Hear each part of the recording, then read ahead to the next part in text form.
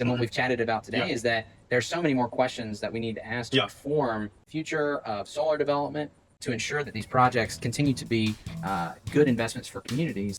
Welcome back to the America First Energy Podcast. I'm Ben Wilson with the Energy Right team here chatting with Dr. Zhenshan Chen of the Department of Agricultural and Applied Economics. We're today going to be discussing some recent research that you and your colleagues put out discussing the impacts or potential impacts of solar projects, utility scale solar projects on property values across the United States. Dr. Chen, great to have you with me. Take a second here to introduce yourself and your work. Yeah. So I'm Zhenshan Chen again. My work is basically about environmental and resource economics. I do non-market valuation, which is to give the valuation for something that's not really traded on the market.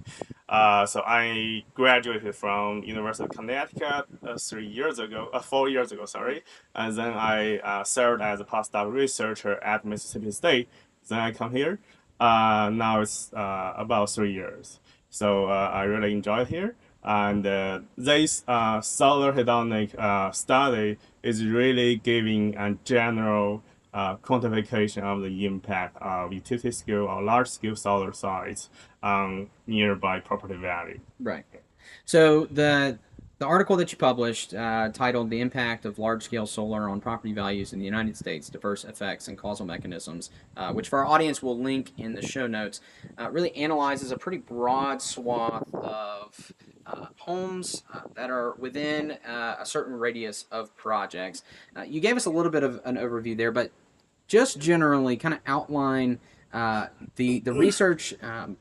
The question you're trying to answer, but then also what motivated you to consider this question. Um, we see a lot of observation, and you can imagine how the dynamic plays here. The counties first scale those solar sites are those counties that's most suitable for those sites, but also most receptive for those sites, right? People, maybe the county or people in those counties, they feel this is a good thing. But for other counties, they are less receptive to those sites. As the process goes on, we can only imagine the whole process will go slower, and slower. Localization is a big problem, but we do not see a lot of studies or a lot of researchers. By that I mean either peer-reviewed studies or studies that's maybe not peer-reviewed, but maybe approved by the county or approved by the developer or the communities. We do not see a lot of those studies being public, and there is a lot of myths around this area on how solar sites affect nearby home values. And in a study from Lawrence Berkeley Lab, they surveyed like hundreds of solar developers, and they let those developers report what kind of aspects on solar development that people in the communities concern most. Right. Property value impact is the first one. And that shows how people perceive this issue. I mean, that's an important issue, but that also shows maybe there's no enough information. Right. Yeah, in general. Right. So recognizing this, of course, yes, in Virginia, of course, Energy Right works on the ground across Virginia. We see this a lot too. We see a broad swath of communities concerned about impacts of solar on property values. We hear a lot of different answers, anecdotally from community members. Some worried that a county that's 300 square miles, every house is going to be impacted. So tell me a little bit about, of course, that's the driving force, that maybe the foundation. But what was the main question that you were seeking to answer? And then generally, our audience may not be familiar with research methods. You feel free to kind of just give us a brief overview. So tell us a little bit about that question, but a brief overview of kind of how you approach the question, and tell me a little bit about your sample size and how you approached the methods. The question is really, I would say, twofold. First is about the extent of the impact and the size of the impact, right? So that's like basically a characterization of this impact, right? But then the channels of this impact, right? So that's why we use a data-driven approach. Basically, we let the data and analytical methods tell us to what extent this impact is kind of reaching to. What we found eventually is 3 miles. It's about 3 miles. Right. Yeah.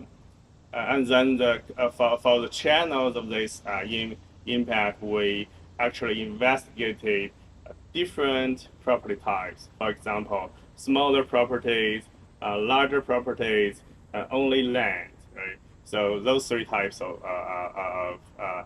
property types can tell us whether this impact is primarily through disability, right? People may perceive this as a disability, so they do not really wish to live around it. But it could also give the land option value, right? That's potential future value of value increase.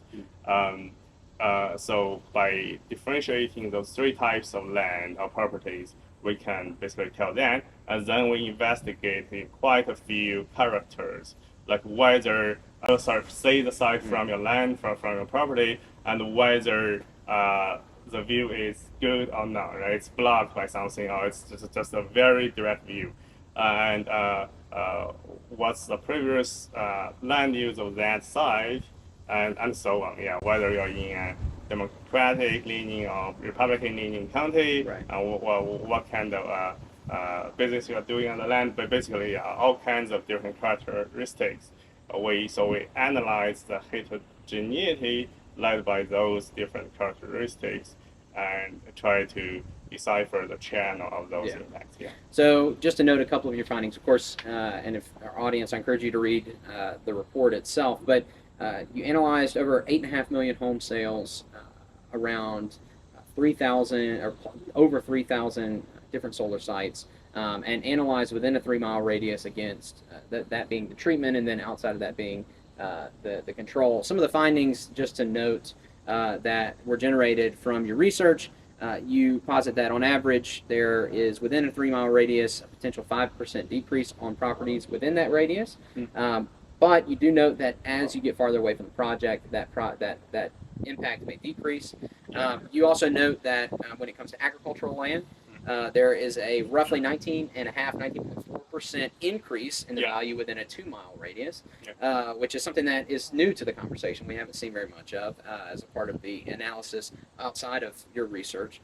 And then you also add two kind of additional caveats, which you mentioned analyzing smaller and larger homes or lands with homes on it, but you posit that the impact is null on homes that sit on greater than 5 acres or 5 acres or more. And then you also make clear that regardless of the increase or decrease, whether it's agricultural land or home value, that increase or decrease, that impact generally decreases and subsides over time. Yeah. So walk us through these findings, just generally and briefly, and then kind of what conclusions in looking at these findings did you and your colleagues make? Yeah. So so clearly we find average home value impact for small lot homes negative decrease. That basically shows us people do perceive this living closer to the solar side as an disadvantage. With that said, we're also very interested in whether they see potential use of their land. Basically, we use this 5-acre criteria to separate those two different types of properties. That's because 5 acres is generally the minimum for a solar site, a large-scale solar site. We do find if you have this large land, you do not really have a value impact on your whole property value. Right? So that basically tells us maybe the positive impact on potential land value increase and the negative impact on from the disability effect cancels out in general. While if we only investigate vacant or agricultural land with 5 acres or above, they really increase in value. Right. That's the per acre price. It's increased a lot. Yeah. So. And then just talk a little bit about over time. Of course, you note in the research that it does subside. Talk a little bit about that. Yeah. We do find from our analysis, current from the onset of the solar side. That means after the installation, the impact becomes larger quite quickly. It applies to both the negative impact on homes and positive impact on agricultural land, but they then gradually decrease. Right. Around 10 years, right after the impact basically disappears. Right. But there are two caveats about this result, about the disappearing part. First is most of the solar sites are developed within 10 years, right? Like from 2016, that's really the start of this whole big development. Right. We do not have a lot of properties around those sites have a 10 years history after the installation. Right. So that limits our sample size for the 9-year, 10-year, 11-year, 12-year analysis. Right. So we may have a power issue there. Yeah, so there's a little bit bigger uncertainty in those numbers than 1 year, 2 years, 3 years after the installation. So that's regardless though, I mean, even if it, noting the limited sample size, you do note that even in those first few years, it does jump. Whatever the impact is, it happens whether it goes up or down, kind of immediately, or within a close proximity to the construction and operation of the project. It's kind of immediate because it takes time for you to transact a house, right? And then after that, though, even in the first few years, gradually decrease. Yeah, gradually decrease. So and another thing, second thing, that's the interpretation of this gradual decrease or disappearing.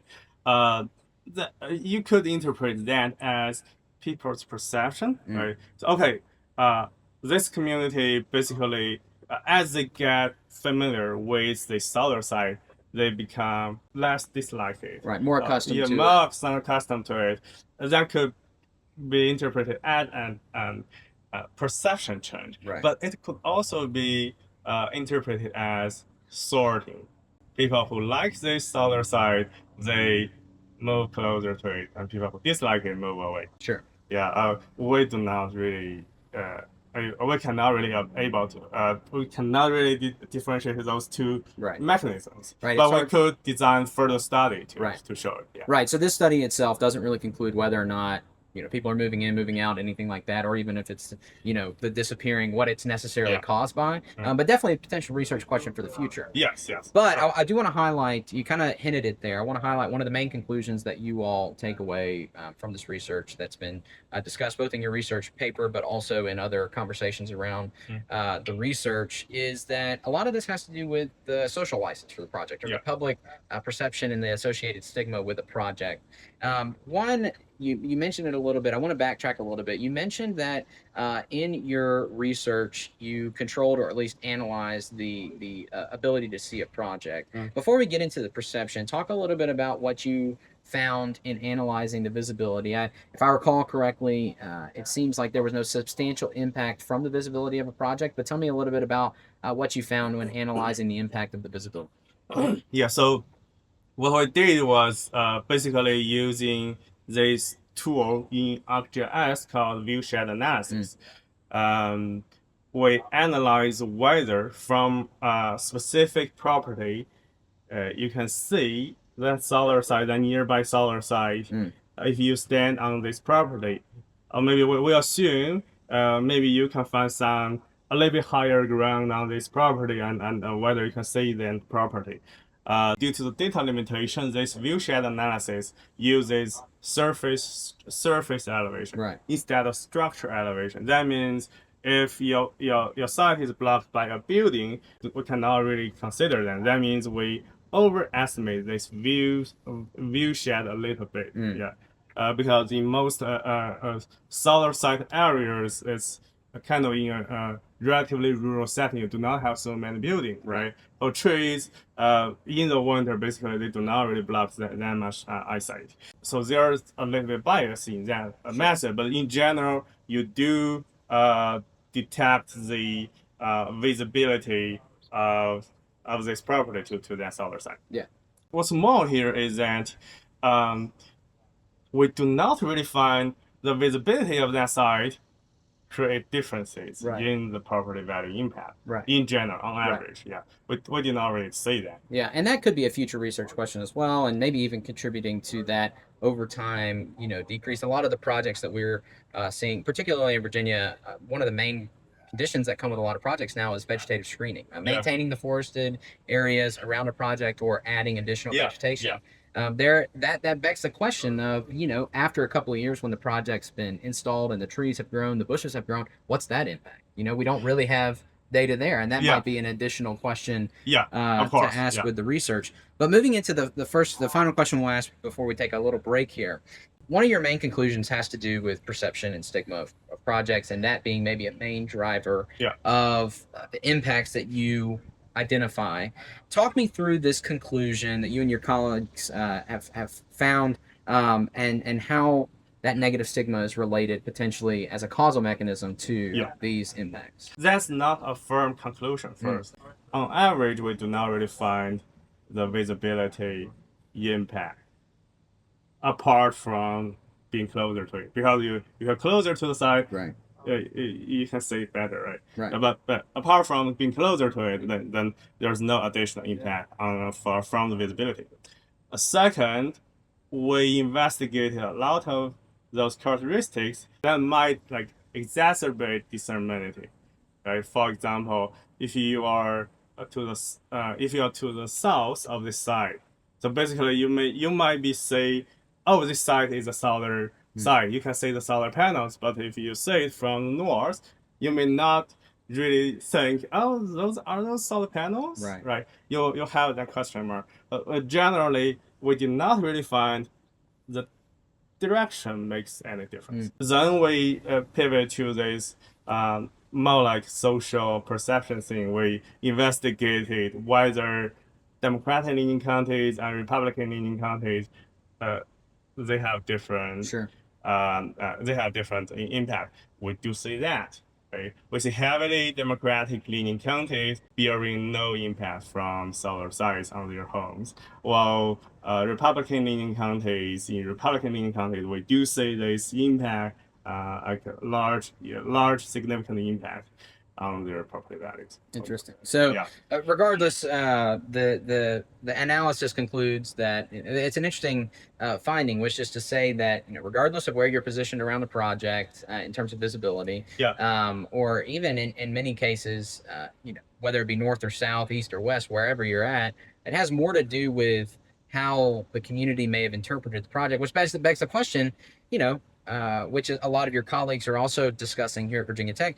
How is the project introduced to a community? How is a project, discussed during the permitting process? How did the project conform with local policy, et cetera? And it begs the question that, maybe a lot of these impacts, and of course your research doesn't necessarily say one way or another, but a lot of these impacts might be addressed one way or another through open conversations, community engagement, better local policy, et cetera. And if you have something to respond, please do. Yeah. Unfortunately, we do not have those, permitting process or community engagement process characters or variables available to us for this study. We do see previous studies. This one survey study, I guess directed by URI Research University of Rhode Island professor called Corey Lang. Their survey study shows that people do have different perceptions or preferences to this site if this site is developed on different land use types. For example, if it's developed on farmland, developed on forest, people have negative perceptions. While if it's developed on brownfields and other land use types, then people feel solar sites should be developed on, right? As they have a positive perception to those sites. But for engagement process, for permitting process, we do not really have the data. But I guess we'll collect the data and try to do that. And maybe that's an additional question to be answered. But appreciate the first half of our conversation. We'll take a brief break here and be back in just a moment. Thank you.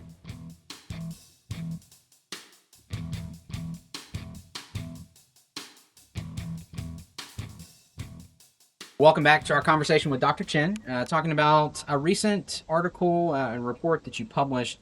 Jumping right back in here, I want to talk about other data that's in this space. In recent years, other universities, such as Loyola University and other research institutions like the Lawrence Berkeley Lab, have released different findings from seeing increases, potential decreases. Loyola produced a study showing that homes in the Midwest saw an increase in home value by about 0.5% to 2% on average. And the Lawrence Berkeley Lab reported conversely that homes within about half a mile could see a potential 1.5% decrease on average. So, of course, your study, as we noted in the first half, is, or you and your colleagues have analyzed, millions of home sales. Yeah. Analyzed homes near over 3,500 different solar projects, which of course is at a different scale than these different reports and other reports that have entered the space. How do you see your research contributing to the current conversation on this topic? Yeah, thanks for that question. This is a very important question, actually. We have this Loyola study showing increase in property values. We have this Lawrence Berkeley lab study showing basically heterogeneous impacts on different states. There are negative impacts, there are no impacts. I think they have studied 6 states. I believe mostly in the Midwest. But we have, I also see another study that's done by Corey Lan from University of Rhode Island, but that's another study. That's not a separate study. This is an hedonic study on property values specifically. What they found is within, I believe, 1 mile, the property value dropped slightly, not all the way until 5% as what we found. We did say those studies before we start our project, right? What we really wish to, you can say improve, or what we really wish to do better is, first, we do not really specify a distance.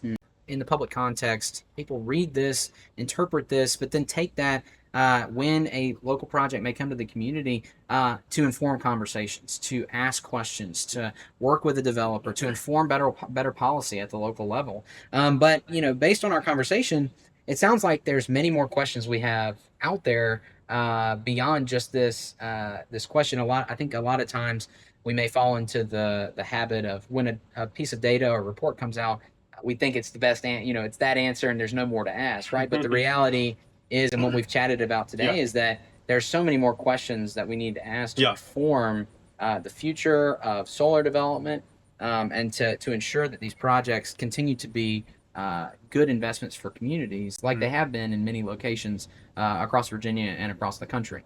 Yes. So just our last question here. I really appreciate the conversation today. Of course, our audience is interested in maybe what they can take away from this conversation. We've talked about a lot of great things today. What do you think is the biggest takeaway for a community member or a community leader or potentially even an industry professional from the research that you have published here recently? Yeah, maybe that's a very kind of common perception among the academic community.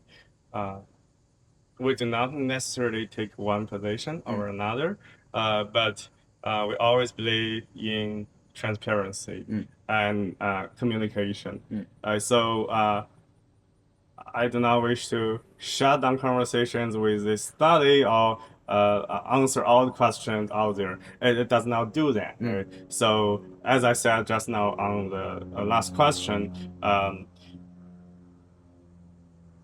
we should have independent assessment of the impact on a specific site. Right? So third-party research might be the best way to do that. Either the counties or the communities or the developers. The first, I think that what they should focus on around those conversations is get the information clear and try to communicate with each other and reach an agreement or not based on the evidence. Yeah, I think might be the problem. Another point I wish to add is that what we really find um, and a flaw in the current approach because we economists really wish to say, okay, everything based on this free market approach, we can achieve the ideal state, which is a social planner's outcome. Okay, so that's the whole promise of economics as a field. We're in this market, but we do see some flaws in this market where we find that the brownfield solar development, that means large-scale solar sites developed on brownfields, defined by EPA, right? Those are just the wasteland. Right. Really increase surrounding home value by actually significantly. But we only see 2% of all the solar sites developed on brownfield. I believe there is a market failure here. I'm not sure how to solve that so far, but I do say there's a problem here. Yeah. Right.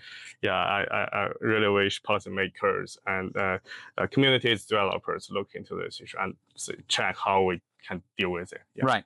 And so, leaving this conversation today, we hope that policymakers, community members continue to ask questions in good faith of the developers, of local governments to develop those, like you said, transparent, open conversations and potentially involving those third-party evaluators to ensure that local project specifics are analyzed and that data is generated. Dr. Chen, really appreciate the conversation today. Look forward to seeing what other research comes out of from you and your colleagues, but thank you for the conversation. Thank you for having me. Thanks. Bye.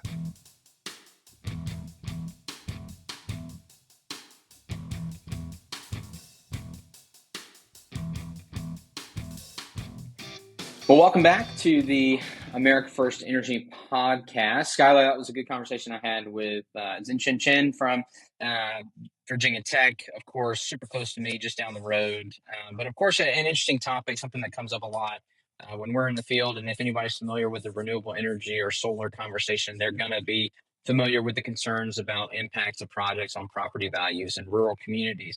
The research coming out of Virginia Tech just adds to the numerous different pieces of research that have come out in recent years. And, of course, during our conversation, we discussed that and the implication that this has. One of the things that I want to pull and kind of just note for our audience from that discussion is that the point that Dr. Chen made, which is talking about that, this research or really any research that's coming out about property values and in this space should really be taken with a grain of salt or kind of within the condition that this is just an encouragement for further research, for further discussion. One of the points that he made during that conversation is the fact that each project should be analyzed individually, right? Each project should be analyzed within the context of its location, how it's shielded, what the investment in the county is going to be, the perspective of the community on the project, because all of those different factors are different for different projects and have a myriad of different impacts on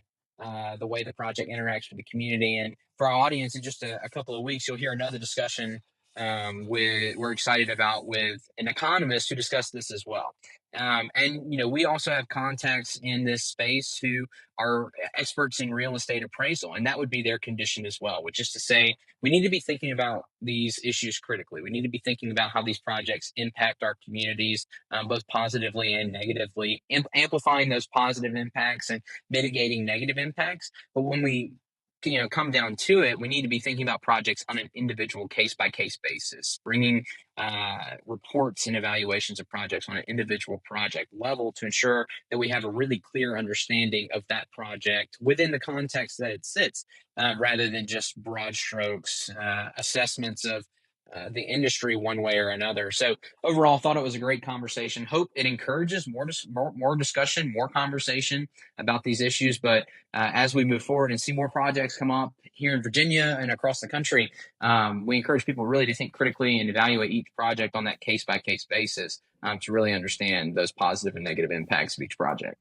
Well, Ben, thank you for walking us through that conversation with the folks over at Virginia Tech. Always great to see our great universities here in the Commonwealth doing this research on such an important topic when so many new communities are coming to the energy conversations largely for the first time. So always happy to see that and hope that they continue their work, learning more about the true impacts of these clean energy projects on these given communities. As we move into the news segment, today's story is about aluminum and speed. We saw some recent reporting coming out about onshoring the aluminum manufacturing process, primary aluminum, the first kind of rendition, not recycled aluminum, but primary aluminum, and some proposals to bring some new smelters to the United States. There are two proposals right now representing two different smelters across the country that would be our first new aluminum smelters built since 1980. These are two proposals out of Century Aluminum that's hoping to site in the Ohio River Valley in Kentucky, and Emirates Global Aluminum, which has a deal to go online in Oklahoma. But this is not without controversy, not without difficulty, and all of it, of course, ties back to abundant, affordable, cheap energy being available for these high energy intensive users to take advantage of. Folks remember early in the Trump administration, President Trump announced an increased tariff on aluminum up 50% to 50% tariff on aluminum. You know, that's really meant to encourage the domestic manufacturing of aluminum, making American-made aluminum products look a bit more competitive than an importation option. But these smelters are running into big issues. These are multi-billion-dollar investments. They might not be able to come online unless they have a stable and cheap energy supply. These two smelters together, the article pointed out something interesting. These two smelters would consume the same amount of energy as the entire state of Rhode Island, 24/7, 365. They need that energy to be extraordinarily stable. They need it to be cheap. Interestingly, around $40 per megawatt hour. And the going rate for most clean energy projects, which are comparatively cheaper, is about $50 to $60 per megawatt. And this is in a world where we're competing with a lot of other energy demands. Folks that are operating data centers, these tech companies are, price elastic. They can pay whatever needed to get the energy that they need, up to $100 per megawatt hour. So we're seeing this tension here. We absolutely want to see more domestic manufacturing of everything, in this case aluminum, but we're not going to be able to do that unless we can guarantee energy supply. And these folks aren't going to be able to build their aluminum smelters unless they're able to interconnect to that. There's also this market demand for increasingly clean energy. Ben, what do you think?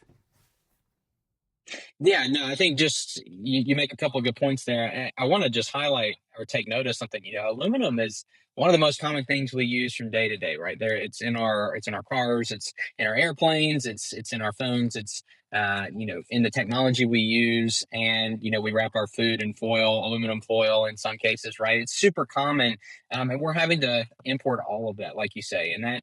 Now that we have these additional tariffs that are obviously intended to onshore a lot of this manufacturing, if we can't power them, then these smelters won't even be able to break ground because, like you say, they sign these power purchase agreements and really have to make sure that they can power themselves before they even begin to build. And that puts us in a bit of a precarious position, right? If we can't make the energy here, despite encouraging that investment in the country, simply due to not having enough clean power, as consumers who use aluminum, who buy products with aluminum in them, will end up suffering. And so it's a comprehensive approach, recognizing that, if we want to continue to use these products, bring those jobs to the country through an industrial policy that prioritizes American manufacturing and generation of these products, we need to make sure that we're also powering those industries. And like you say, aluminum smelting is one of the most energy intensive, running 24/7.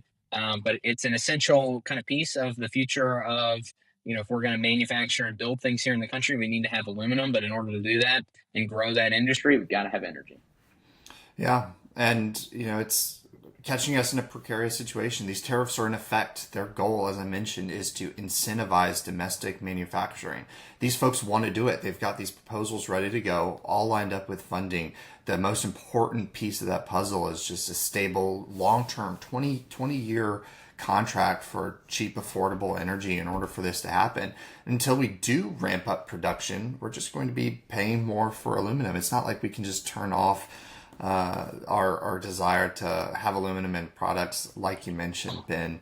But it touches so many different things, and that's one thing that folks don't often pay attention to when it comes to energy. Folks understand they need energy to power their homes. They need energy to drive their car. Businesses need energy to do whatever the individual businesses do. But we need these products too. And if we're going to onshore it, we just need more of it. Interestingly, this article cites that there's a demand for cleaner aluminum, or aluminum that's made with increasingly clean energy portfolios. Oklahoma is able to deliver quite a bit of that with a lot of their wind and solar power. That accounts for about 40% of their grid. So they're ahead, and they've seemed to have a bit more energy ready to go. But if we don't have this, they're kind of stuck in a chicken and the egg scenario. What's going to give? Are we just going to have to accept higher prices for aluminum? Or existing aluminum smelters within the country going to be able to ramp up themselves? Do they have an energy supply that's ready to go? But specifically, this one proposed in Kentucky would be placed right here in our PJM grid, which is competing with so many different population booms, data center booms, other sorts of manufacturing. It's catching us at a critical time. This is why every single energy project is so important. We need to have that supply to invite those energy demanders, those energy users, to be able to come grow businesses onshore, new industries that we've historically sent abroad over the last 40 years. Yeah, that's right. And you mentioned Oklahoma. I think there have been some great news coming out of Texas recently about some of their advances. But the reality is that's where businesses are going. They're going where the new energy is being permitted. And breaking down some of those barriers that are getting in the way of these new projects, whether that be misinformation or overly restrictive policies that limit even just the conversations about new energy sources, whether that be solar, battery storage, wind, nuclear, et cetera. We've got to get over that hurdle. And it doesn't just affect aluminum, right? An industry that is really small in the United States. I think the article mentions we only have 4 smelters in the country now. That's not really enough. We used to have up to 33, right? We don't have enough in the country. And so, like you say, we're in the middle of a bit of a rock and a hard place situation where, like you say, we're likely to see the default situation. We're likely to see higher prices for aluminum unless we can ramp up our production here, and 4 smelters probably aren't going to do it. So we've got to have those new producers of aluminum. And in order to do that, like you say, we've got to have energy come online. Well, Ben, you raise a lot of good points there, and all of this ultimately comes down to price. Are we going to see the price of aluminum skyrocket because it's relatively scarce in the country? That would incentivize more folks to invest in it. If you're selling aluminum at a really high rate, you can pay a bit more for energy, but you're paying more for energy, and then you're going to be paying more for aluminum, and it's a vicious cycle. And we have to remember that speed to deployability is so important here. These folks are working on these long-term projects to build these smelters, and if they're going to be able to continue to finance them, they need energy delivered now. Next year would be great. 2 years from now would be okay, but 5 years from now, you see these projects kind of withdraw, and folks just get used to producing less of it and going back offshore. Yeah, that's right. And I think like you say, the reality is these projects get presented and then they unfortunately disappear, and that has even its own downstream effects. And we see communities potentially relying on these projects, these investments, these new manufacturing job opportunities disappearing for their communities. And in this scenario, a large part of that is the lack of energy. That's why we'll see these projects disappear. And we need to work to make sure that we can provide enough energy for our new industries that are coming to the country, whether they're incentivized by high tariff, low tariff, the cost of the good is going up, going down, it doesn't really matter. As we bring things back to the country, we need to have energy. And as we all know, as our listeners will be familiar with, the fastest and cheapest way to get a new electron on the grid and moving around to those users is through solar and battery storage. And we've got to be thinking critically, thinking comprehensively about our approach to energy, permitting, getting these things online and moving that energy so that we can support the future growth of the American economy. But Skyler, it was great chatting with you. Look forward to our next episode.